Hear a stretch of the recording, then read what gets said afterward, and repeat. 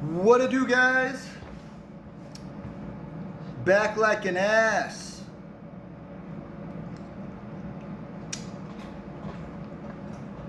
This is delicious. One more. All right. Making a video today on breeding mushrooms.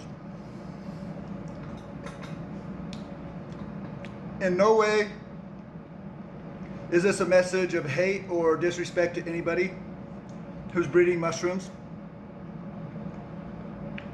But I'll be real with you guys. I've never sat and watched videos on how to breed in my life on YouTube or read a book. I talked to people who I think know, very, very few people, only a couple of people ever who I've spoken to. Am I rolling? Yeah, I'm rolling. Who I've ever spoken to or asked any questions to. But today, I've been watching a couple videos from mycologists in the community. I'll call you guys mycologists out of respect. I don't call myself a mycologist because I'm not a mycologist. Mycologists are not mushroom cultivators. They can cultivate mushrooms, but really, I mean, that's a part of mycology, but that's not even what mycologists do. I do study fungus. I study a very specific fungus. I've never grown a gourmet. I've never grown a functional mush. I've only grown the ones that are funky. You know what I'm saying? And that's because it interests me. I've always applied myself to things that interest me. And what interests me so much about mushrooms in the beginning, many, many moons ago, it was the fact that there were certain alkaloids inside these things that were funky, right? And I thought that was cool because I really liked the perspective and, you know, the things that it does for you. And this is years ago before we were ever talking about neuroplasticity or anything. Oops. One sec. Sorry. Before we were ever talking about really the positive effects of these things that are produced chemically inside of these fruits, inside the mushrooms. But it didn't take, it doesn't take a genius to know that when you're on that level, that it's a good thing. Psychedelics are not drugs.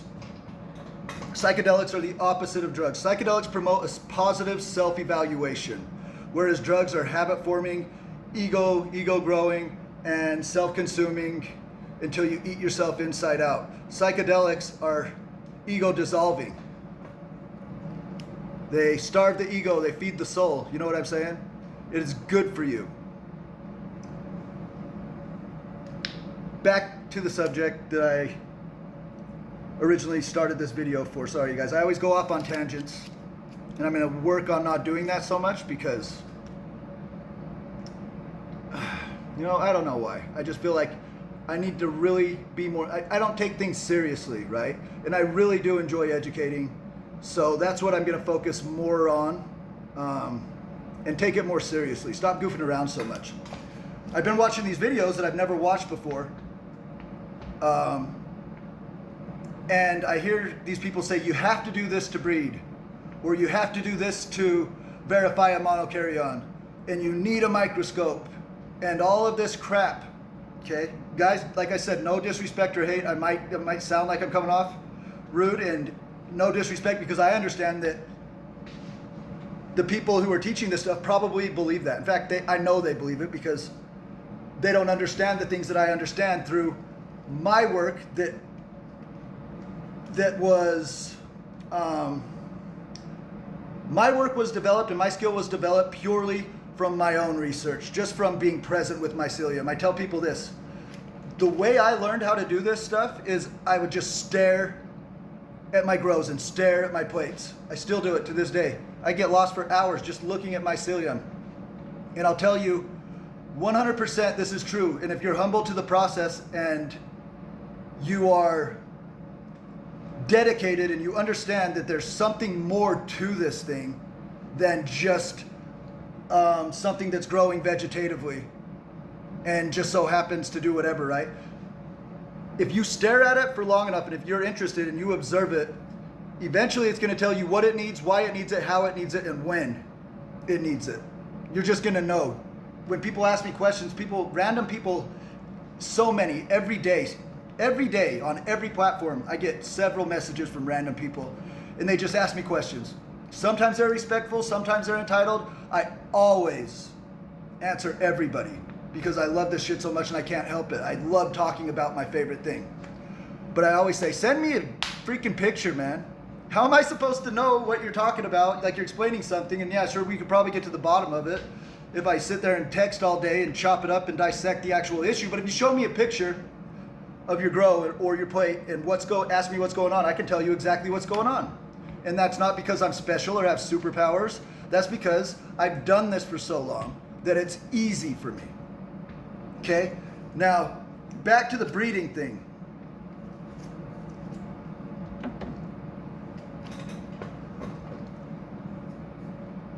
Guys, don't do ghetto crosses where you take 2 swabs and put them on a plate together because there's no way to verify. There's things that I've observed. So here's an example of one of the reasons why. And this is just, I can't prove this. This is one of those metaphysical things that only you can experience. And even then, you can't look at it and measure it in a way because, I'll explain. You'd have 2 strains growing in the same room for a year. They start to look like each other. Why is that? Oh, maybe a spore got in there maybe something like that happened, right? Well, let's sequence it. Nope, didn't happen. What's going on? Why are they turning into the same thing? Is it because they're vibing off you, the cultivator, and you're getting good at it and you're understanding that she's gonna dance for you as long as you're providing the right things for her? Or is it because there's a sympathetic response from the other strain, from them being close? Who knows? But I will tell you that when you do that, they start to look like each other. And there's also been in my discords with some of my friends, my close friends who understand the same things I'm talking about and teaching right now, either because they were already onto it or because they've taken one of my classes. These guys are killing it, by the way, growing the best genetics in the world, pumping out strains like crazy, okay? Using my techniques that I've given them. And that's awesome. We've been noticing, and I will say, Fungus Frequency, he's onto some shit. That dude's a good dude. I really like Fungus Frequency. We've talked a couple times. Super chill guy. He's putting 2 dikaryones on plates and he's getting crosses. I know he's getting crosses because I can look at what he's showing us on the plate and I can see that anastomosis is occurring sometimes. The ones that he shows, I don't know how, what his percentage is by plating dikaryons and having this happen. I don't know, but I've seen that he is actually doing something. Okay. Back to the spore thing. There's so many things that could be happening that make you think you have a cross. But you don't know that. And a lot of times, like for example, you're crossing a pigmented mushroom with an albino. And then your F0 comes out albino. And it looks way different than both the parents, right? Well, sorry to break it to you. F0's crossed with, if it's a albino and if it's a pigmented mushroom, it's not going to be albino. Unless if somehow the spore from the pigmented mushroom also had that trait in the same way. Which is very, very, that's why I say it's unlikely. But that happens a lot. That's always a tell sign for me when I see people who've been growing for a long time or they're noobs. A lot of times when they show me their cross, I have to be honest. Hey man, I'm not trying to hurt your feelings or have one up on you. That's not a cross. How'd you do the cross? Oh, it was a ghetto swab. Okay. This is bad because whoever it was that created the 2 strains that you're crossing hopefully they had integrity enough to understand that we don't want the same thing to happen to mushrooms as what's happened to weed, and that is we don't know what the hell anything is anymore. And guys, the way that people have been doing this for years, there's such an easier way to do it. Everybody says a cube's a cube's a cube. Yeah, we understand that a cube can write its entire genome, like rewrite it in seconds if it wants. All you have to do is look at it wrong. We don't know why it does it or how it does it. But I'm telling you, I've figured out ways to make things better than they already are. For lack of a better word, more stable, more reliable.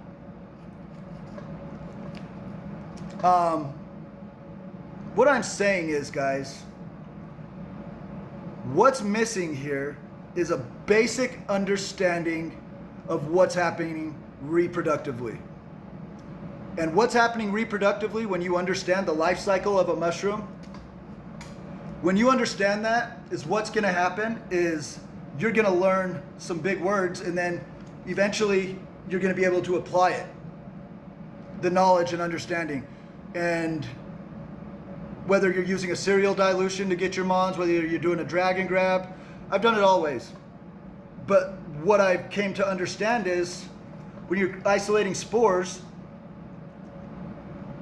chances are once you go further down, once you start taking it back to spore and you start running, even at the beginning, it's just not going to perform the way that you want it to. It won't, most of the time. There's a reason why Dikarotization has been such an amazing tool in cultivation for so many years. And if you guys don't know what Dikarotization is, that's when you take an isolate. So here, we're going to get to that. This is what we're going to do. I'm going to go over basic mushroom reproduction with you so that when I explain what Dikarotization is, like I said, you'll be able to apply these things. You'll understand what I'm talking about. You'll see that, wow, this is really easy. Whoever's been telling me this is hard was lying to me. Or they thought that it was hard. Or they just don't want you to know. I don't know. I can't answer that. I can't, I don't talk to enough people who breed to know what's going through their minds. But to me, it just seems silly. Nobody's doing anything wrong teaching people how to breed mushrooms. I'm not trying to say that. I'm just saying that me, being the person who I am, understanding these other things and these other methods and these other ways of doing it, to instead of taking a year or more to stabilize a strain, we can do it in a couple of months. And we can, all right, we're going to get to it. I'm going to come back to that because that all applies to Dikarotization. Check it out, guys. When a mushroom grows, it produces spores in the gills. Okay? And there's all sorts of different parts going on up there. You can learn those as you go. It's not really important. But that's not what's important. What's important is that you understand. You need to understand anastomosis, plasogamy, karyogamy, and meiosis. You also need to understand what a haploid is. A haploid / monokaryon.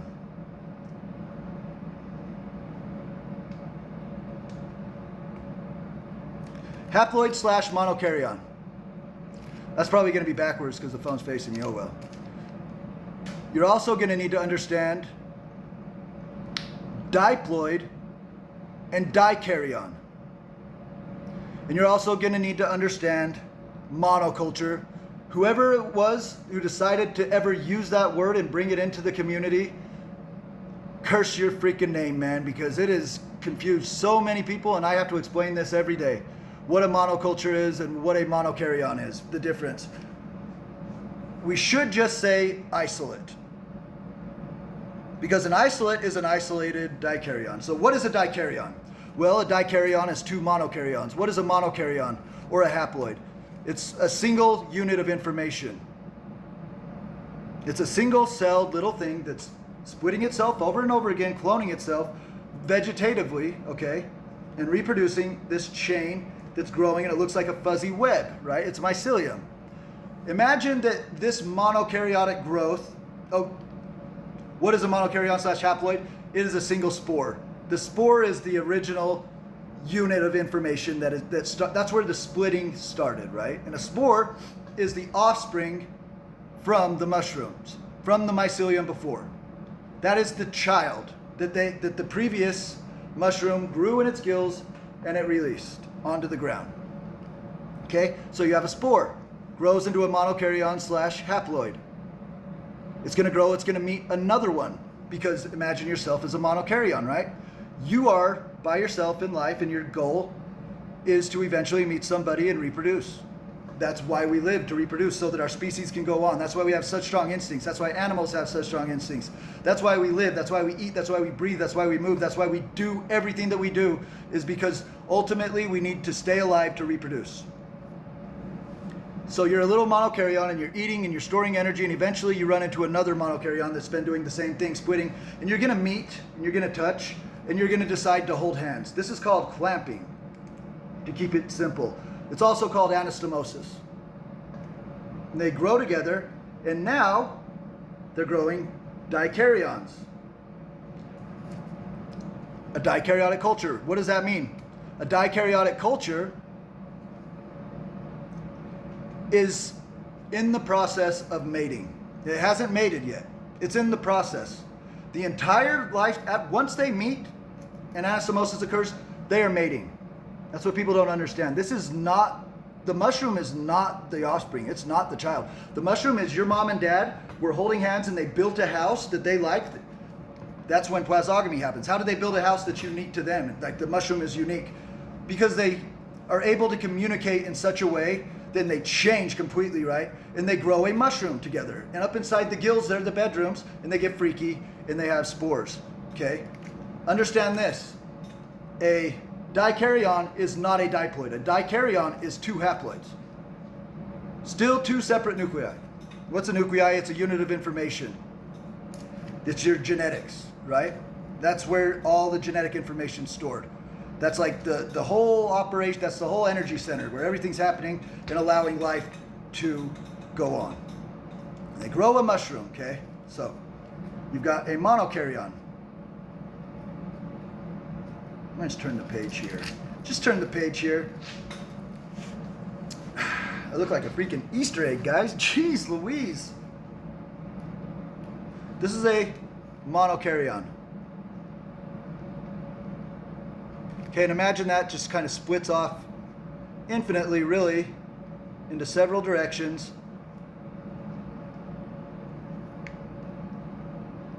Growing mycelium. And that you can't see without a microscope. Okay? See the little circle in the middle? That's the nucleus. That's in the monokaryon. That's in the haploid. And eventually it's going to meet another one, right? Say it's growing from over here. Right? So he's growing, boom, they touch. Wha-bang. Oh my God, I like you. We're compatible. And we're just pretending that this is male and female for the sake of learning, guys. All the other things, you know, as far as compatibility goes that people talk about and try to teach, forget about that. It's pretty much not true. More than likely, you're going to get two monokaryons if you put them together, and they're going to clamp and they're going to grow. Sometimes it's not the best from the beginning, but something magical happens.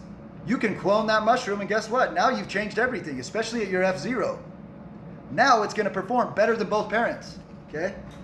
Compatibility is not an issue. It's never been an issue for me. I've had a couple cultures, a couple monokaryons that just aren't compatible with anything, really, but let's go on. So what is this dikaryon now? This dikaryon, because they clamped and they met, and they're holding hands, is growing like that. See, it's got two nucleus that are holding hands. Eventually, it grows into a boomer. And I ain't talking about old man. I'm talking about a real boomer. A boondoggle. And here's the gills. And those up in there is what's called basidium. Okay, now what happens up in the basidium? Let me turn the page now. is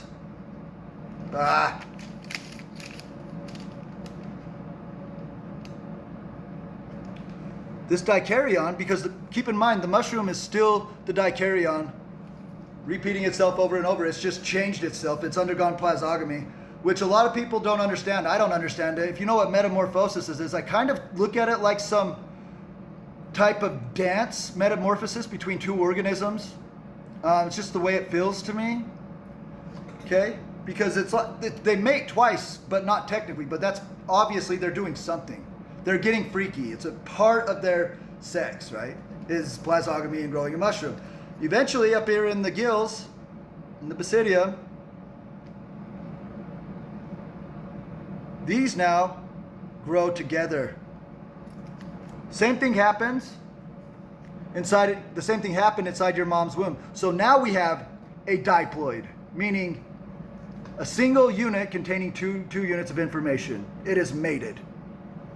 Same thing happens. Imagine this was the sperm and this was the egg, and then they become one up in the womb. Okay? That is called karyogamy. You need to understand that word. Same thing happens in your mom's belly, guys. And then, also the same thing that happens up in your mom's belly is a thing called meiosis. And meiosis is where it takes certain genes, both dominant and recessive, from your dad, and it encodes it into the DNA, and it mixes it together with your mom's in different ratios and different fractions so that natural selection can occur. This is why you're not a carbon copy of your brothers and sisters. This is why everybody's different, but you're still from your mom and dad. Now, when you look at, say, a dog, a true dog breed, it's been interbred. So that all black labs, especially from this line of black labs, right? Not everything's perfect, but they're pretty much carbon copies. Especially when you have a very overbred dog for specific standards and show, especially like show ring dogs, very unhealthy because they've been inbred so much because they want everything to look like the same thing. Me and my brothers and sisters don't look alike we really don't. We're similar, but we're not inbred. Like if you were to continue to do that, everybody would look the same and then we'd all go to shit, but that's a whole other conversation. I'm getting carried away again, guys. God damn it. There's so many things I want to talk about, but I need to stay focused, all right? So karyogamy occurs, and then recombination occurs, and then what happens is there's these little fingers, okay? And each one of them has a spore. 4 spores. Each with a different amount of DNA from the parents, both recessive and dominant traits, expressing and not expressing. Some are going to sit there and they might express themselves at some point, just like you, right? Just like you. And then they're going to drop, and then they're going to randomly meet again.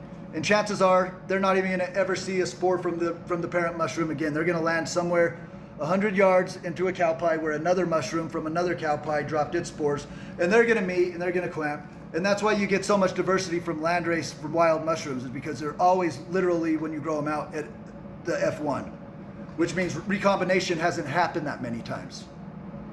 Okay? The more recombination happens and you can control it and you can grow those 2 spores from the same mushroom over and over again, the more it begins to all look the same. As we were talking about inbreeding. This isn't inbreeding though. That's basically generational selective breeding. Okay, you're not truly creating something that's, and this is something that I've been talking about, something that I've done in my class, and I've done it, and it's the most amazing thing. I'm not going to get into all that right now. That's a bit advanced, and it's kind of like some hush-hush stuff right now, but there's ways you can breed these things and make them even stronger, and you can literally handpick the traits that you want. That's how, like, I won't release a mushroom unless it's completely different than everything else that I've ever done, and it's different from everything else that I see being done. And there's a reason why I'm able to do that, and there's a reason why I'm able to do that so often. And that is because we were talking about de-dikarotization. Why it's been so important is because when you clone a mushroom, it now knows what it wants to do. Versus these first two spores that grow, if you were to say isolate a single dikaryon that's never been cloned and grow it, it's not going to perform that great. It might grow a canopy, but it might grow fast. It might have certain good characteristics, but I'm going to tell you guys, it's not going to be great. You need to clone it. And the reason why is because it needs to know what it's going to do. It needs to be ready to do, because when you clone it, you've now cloned mushroom fruit body tissue, and that's what's growing now. And it's working on growing a mushroom again, and it's got those stronger fruiting genetics, and it's literally trying to fruit now. So you grow it, and you clone it, and eventually, I only go usually only 2 clones in. Sometimes you need to go more, just depending, because it needs to dance, learn what it needs to learn how to boogie together a little bit better. But 2 is generally my rule of thumb. And I never grow anything out until I've cloned 2 mushrooms. How do I do that? Simple. I clone the plate pins. When I do that, I save a bunch of time. I'm not wasting a bunch of substrate on a grow that's potentially shitty. And by the time I get to the second one, the plate's growing a goddamn canopy on it before it's even fully colonized. Why? Well, number one, because it's already learning to fruit in a high oxygen, low oxygen, high CO2 environment. It's not a lot of humidity in there like it would normally. This mushroom's going to be stronger because you're pulling out those genetics, those expressions that you want for it to fruit in unfavorable conditions. So when you put it in favorable conditions, with the moisture and with the food that it needs, and I still like to choke them because there's something about CO2 that just makes mushrooms, just makes them better. Everybody fanning and missing, stop opening your tubs. Unless it's like you've literally not done any of it. If you do this work, like I'm telling you guys, you'll never, ever open your tub until you harvest it again. Just don't. Even if you think that you want to look at it and you're not fanning it and it's like, if you're fine, no. Because what happens is when it starts to develop, those genes are going to express and you've got the high CO2. Now all of a sudden those fruit bodies are starting to form and you throw out a bunch of oxygen. What's going to happen? Mushrooms are sensitive, guys. It's going to stall the growth because it was literally it designed itself to fruit in those specific conditions. You just opened the lid and you changed everything. Don't do it. Don't freaking do it. Okay? I go 2 plate pins cloned in, two clone generations, right? And then I grow it. And if it's what I like, which it always is, how do I know that it's going to be that way? Because I've taken the traits that I like from both parents and I've stabilized them. I've imprinted them into what I'm doing. So Dikarotization, ripping the cell wall off of a dikaryon.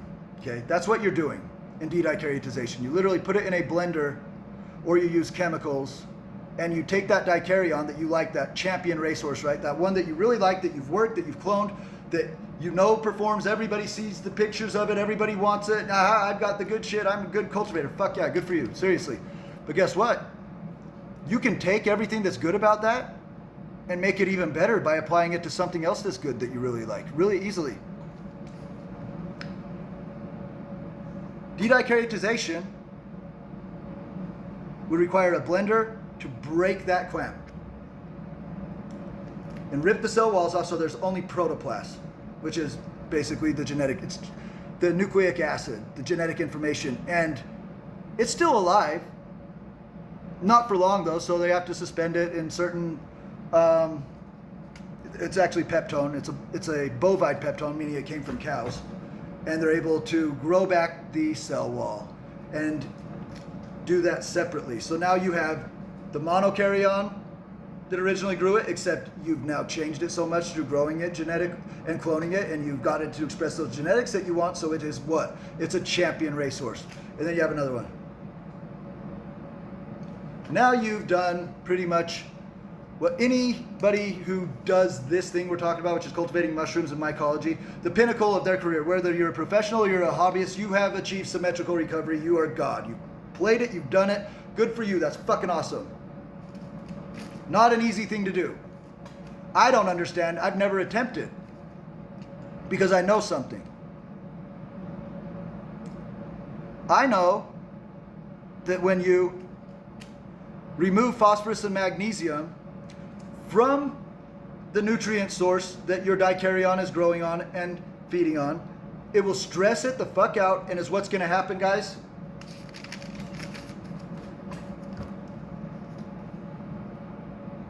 Is this dikaryon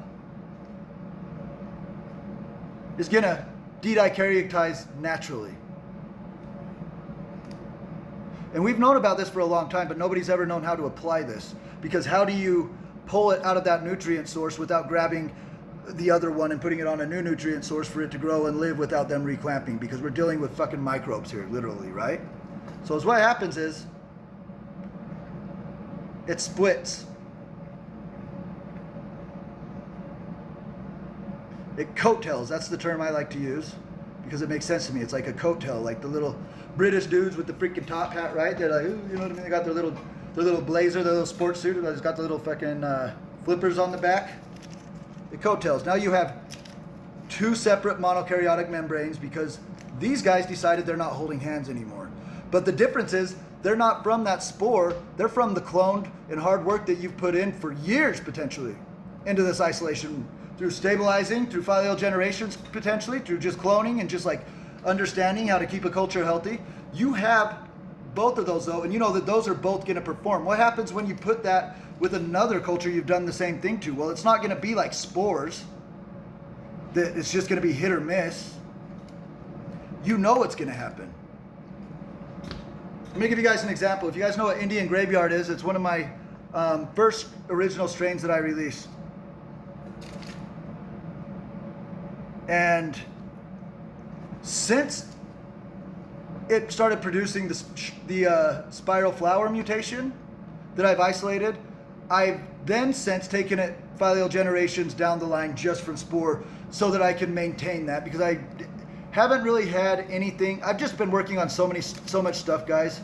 I've let it drift away from what it should be because it's so damn slow and it's so unhealthy, but it's so beautiful. It could be worked on and made better. But most stuff like Indian Graveyard is like that. There's a trade-off, right? If you want all the goods, it comes with some bad. And that was crossed with Toke 9. I love using this as an example. Indian Graveyard was crossed with Toke 9, which my Toke 9, I've only grown it once. It's one of the craziest looking cultures I've ever seen. It looks like Toke, but it looks very different than any Toke, that's for sure. A couple of years ago, I did a little grow along thing. I didn't do a grow along. I just showed as I went through the steps when I received my swab from Tim Pig.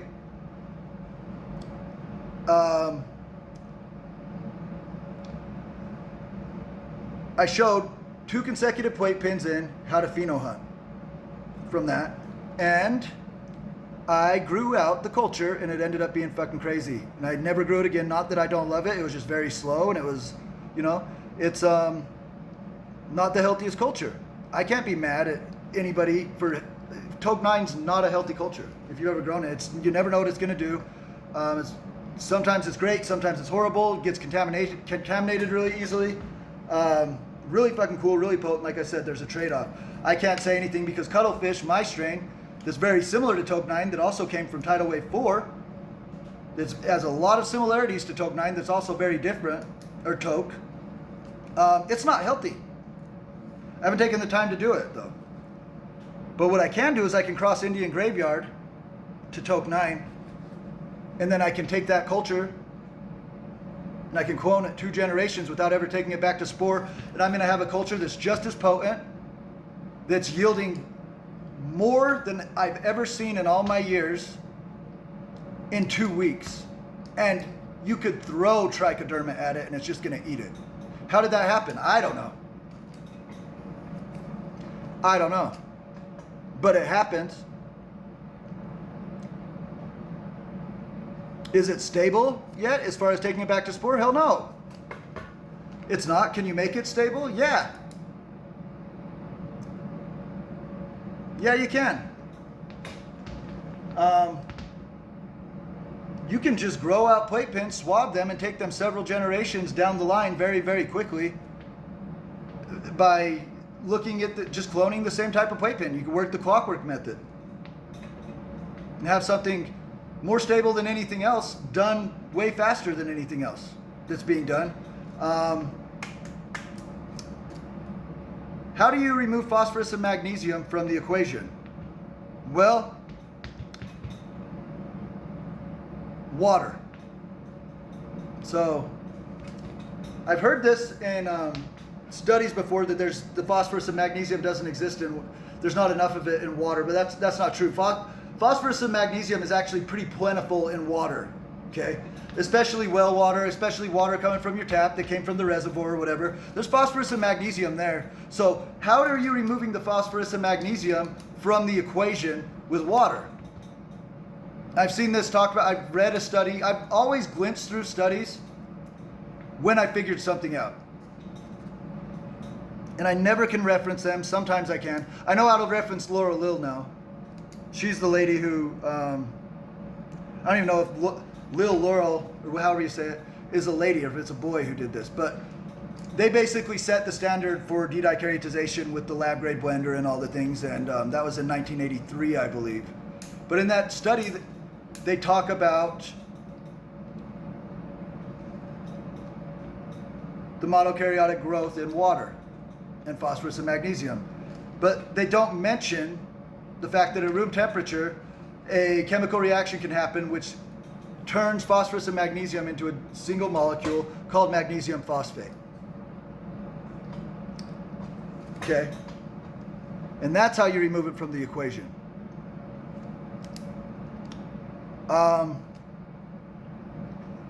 What am I getting at here? Water. So how do you grow mycelium in something that has no nutrients at all?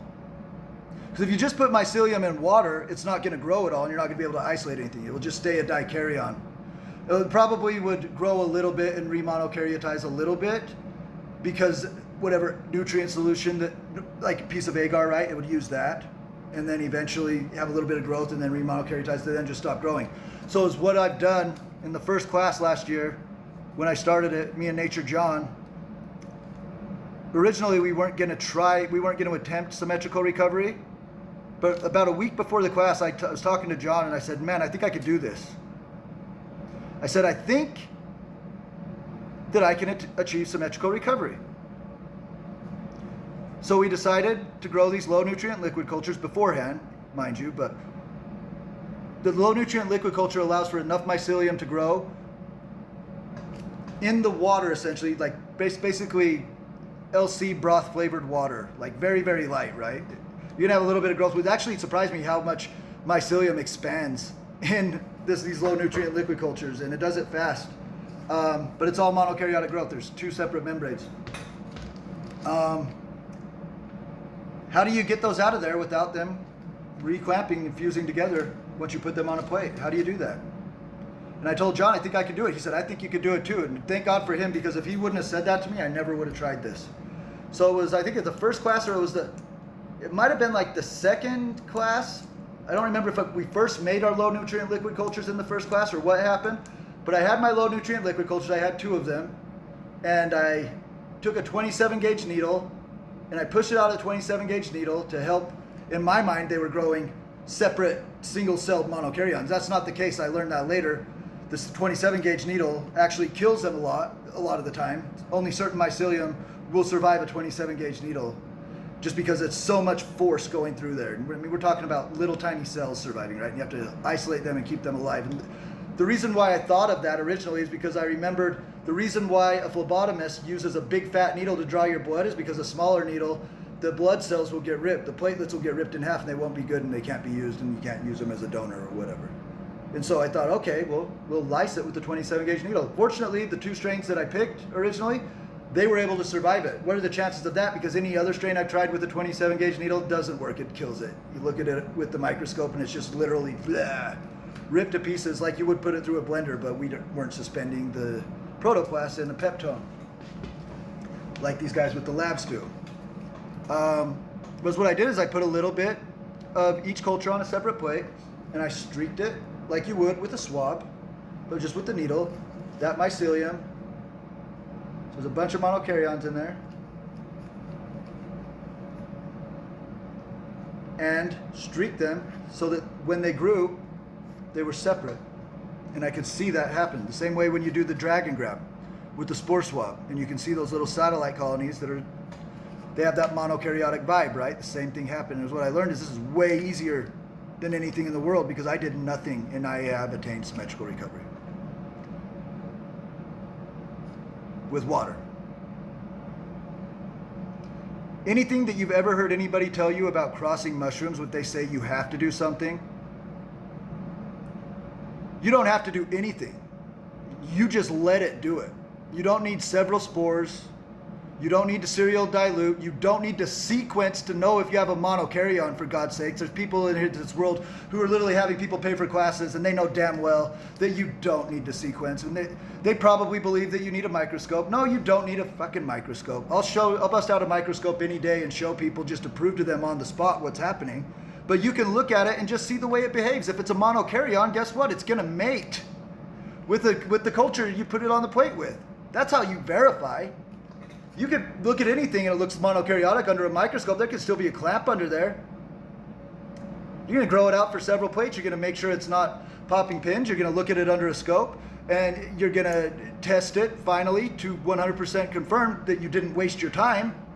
Right? That's why you do the other things. It's a process of elimination. This isn't...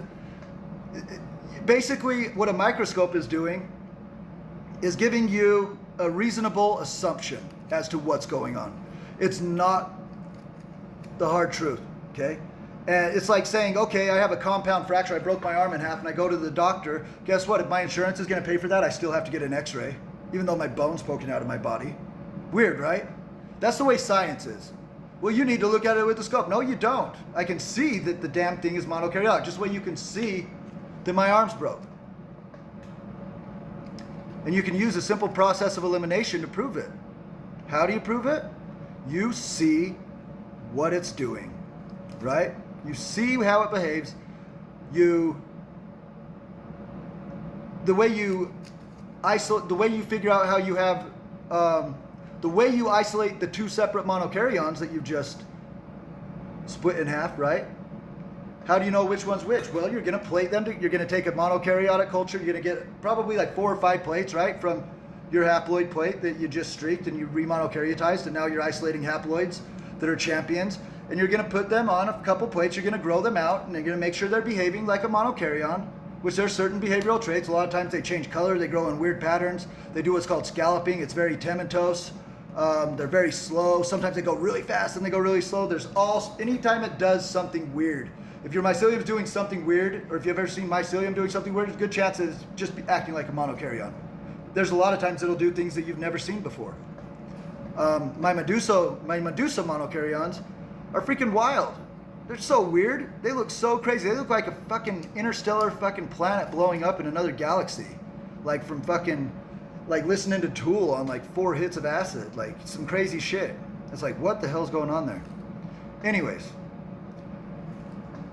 You're going to make sure they look like each other. Then you're going to take one from plate 1 and a transfer from plate 1, a transfer from plate B. You're going to put them on a plate. You're going to let them grow together. You're going to see what happens. Do the same thing down the line. A mon from plate 2 and plate 3. A mon from plate 3 and plate 4. And you put them on the plates and you're going to grow them out. And guess what? You're going to keep track of which one came from where. And you're going to look at it. And out of one of those, what are the chances of them all just being the same when you do it, the same haploid? Pretty much, it's possible. It's a 50% chance. You have a 50-50 chance of them being the symmetrical recovery occurring on your first plate, right? This being haploid 1 and haploid 2, so big A, little a, right? You have a 50% chance of that happening. What are the chances of you going through 4 or 5 plates and you not figuring out that, oh, these are different and these are the same? If they're the same, what they're going to do is they're just going to grow into each other because they're the same. They don't understand, hey, you're different. I need to see if I like you, right? When they meet again, is what's going to happen is anastomosis has to happen again, and you're going to see them stop. You're going to see that line in between them, then you're going to see rhizomes that connect them. And that's the clamping, that's the fusion, that's the anastomosis. Now you've confirmed, okay, what's this one? This one came from plate 2. Okay, this one came from plate 3. Bada bing, bada boom. Plate 2, monokaryon A, big A. Plate 3, monokaryon little a. You have symmetrical recovery. People literally pay thousands of dollars, thousands and thousands of dollars to have this done professionally in a lab. You don't need to do that. And the people who are doing this, it makes me wonder where their heart and their intentions really are, because they know who I am by now, and I know that they know who I am, and they know what I'm doing, and they pretty much told me that it was impossible before, proved that they were wrong, and they chimed in for half a second, left, never said another word, but they still tout the idea that you need to blend up stuff in order to do this, and you need to pay them thousands of dollars. Where's their heart? The reason why I don't charge people a buttload of money for this information even, the reason why I do this, and it's not because I'm any better, but it's because I believe in this shit. And if we can get people, like what I've done for you guys, literally has made it so that anybody could do it. I could take a noob who's never did this before and have him achieving symmetrical recovery in front of a flow hood within a week now. No problem. Anybody can do it now. What do you think about that? All these things that they said you needed to do, you don't. And guess what? You're always going to have something better and something different. And what we can do is we can take this thing and the evolution of this thing so much further, so much faster than we ever thought imaginable. And what a time to be able to do it, right? If everybody who wants to breed started breeding and doing it the simple way, it costs you literally, if you already got a little setup, you need nothing. Liquid culture jar, plate, syringe, flow hood, and your isolate. 2 weeks of your time. And then an eye. Being able to see and understand what's going on. We could all have the dopest shit.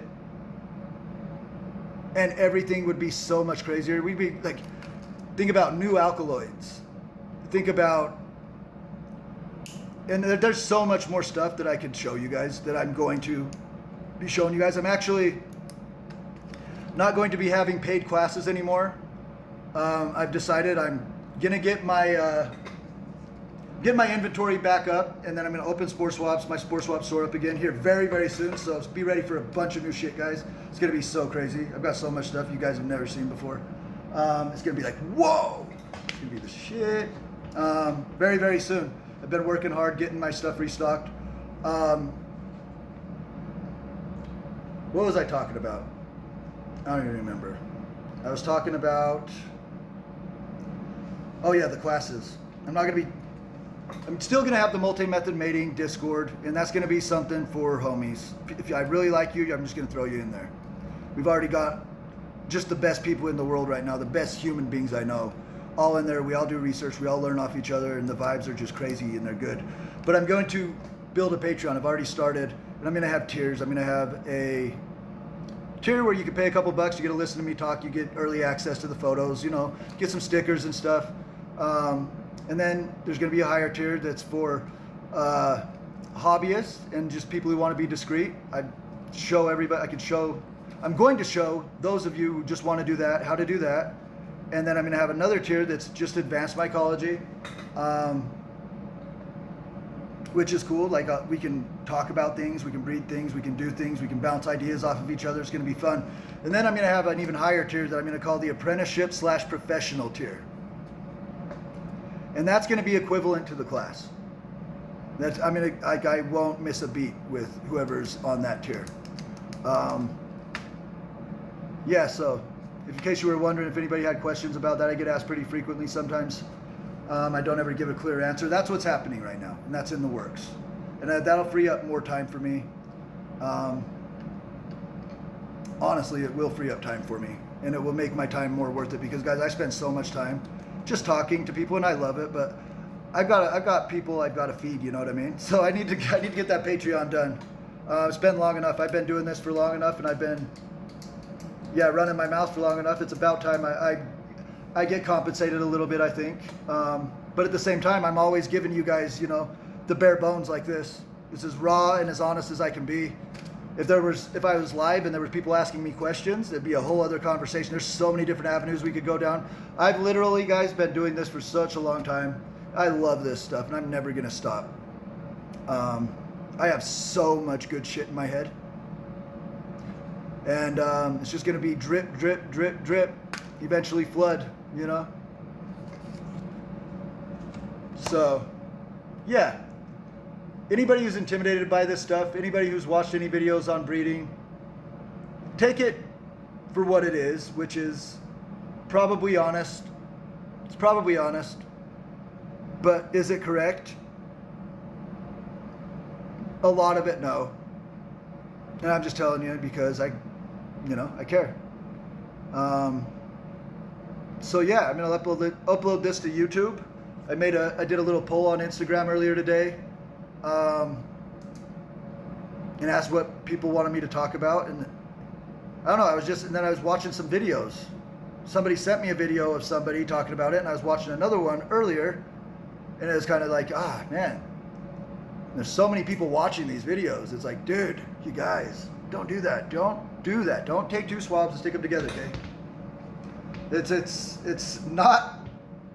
It's not honest. So let's be honest about this shit. Let's not let what happened to weed happen to mushrooms, and let's not let what happened to the weed industry happen to mushrooms. Like, anybody tells you regulations and the word legal is good, make sure you look very close at that, because it probably just means more regulations, which means you need more money to participate, which, nah, man. These things, I've said this before, man. I've been risking my life every day for years, and I'll be goddamned if some asshole with $1 million and a license comes and keeps me from doing my thing. Which, honestly, mushrooms are different than weed. Like, they won't even grow for an asshole like that. You've got to be there with them. You have to be there with them. You have to understand that this is an actual relationship and communication that you're having daily, regularly, all the fucking time. If you're a cultivator, if you're a true mushroom cultivator, you understand. There's not a day that goes by over the course of years that you aren't doing something with your stuff. They're your children, they're your babies, and you're the bitch. It doesn't grow for you, it grows you. That's the difference. Let's keep everything honest, let's keep integrity, and let's continue growing towards freedom and being beings that are truly sovereign with the universe as your birthright, goddammit. That's what this whole thing represents to me, and that's what it means to me. And it's very important that as a species, as a human, to all the other humans listening, that we're happy and that we're doing good. So let's do good. Let's lift each other up. Let's fucking kill it. And what else? Big dick gang.